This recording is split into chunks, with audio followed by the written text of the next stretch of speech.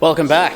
We've got a very special car for us today. I've been very fortunate in what we do to be able to experience a number of special cars, even if they from the outside don't appear to be anything out of the ordinary. I think that's kind of what makes certain cars that we've come to know and love really special, is that they're unassuming and they take on multiple personalities, which really is in some ways hard to balance making a really good sports car that has usability and vice versa. So fortunately for us, we have a customer who has bought us their beautiful Subaru Liberty STi. So this is a limited edition STi tuned model. A lot of little small cues that kind of give it away if you know what you're looking for. The Brembos and the small little bits and pieces, and of course the tuned by STi badge on the back. So it's not the first time people get excited about pink bits. Obviously all those little small improvements that STi make on an already good platform make for a super versatile car. So this particular customer has brought it in to us to do complete underbody and wheel arches. So for the sake of the opportunity to be able to actually experience this car, we'll be filming along. The customer's happy for us to kind of film along and all the rest of it. So we'll be putting together a video again, just like we did with the BMW, as a full dry ice restoration for this particular car. It is destined for a full paint correction.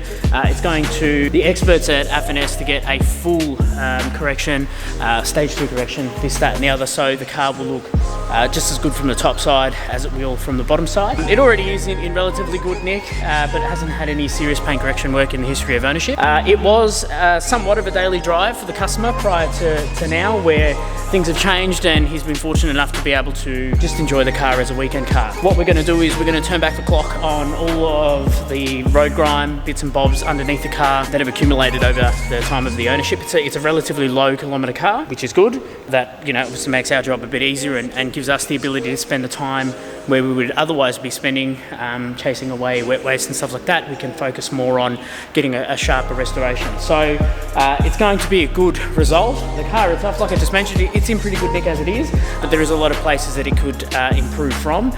Daily driving just does that to cars, and road grime and stuff like that builds up underneath them, and there's no better way to turn back the clock on that stuff like dry ice. This particular car, it's already beginning to that point that I was making on a previous video about how modern cars, they're not really quite as difficult in terms of the restoration as something that's a little bit older, like the BMW that we recently did. They're now more flat underneath. They've all got flat floors to a degree, so a lot of plastic panels and stuff like that.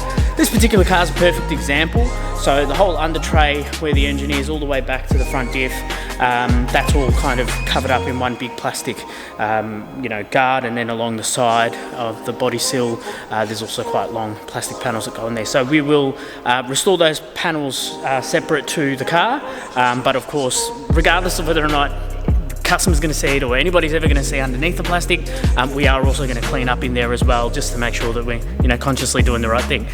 Fortunately, we'll be able to record this one as well, and it got a good response last video, so it'll be good to follow along with something that's a little bit different in terms of its condition, its era and everything. So I am a sucker for fast 4-door cars.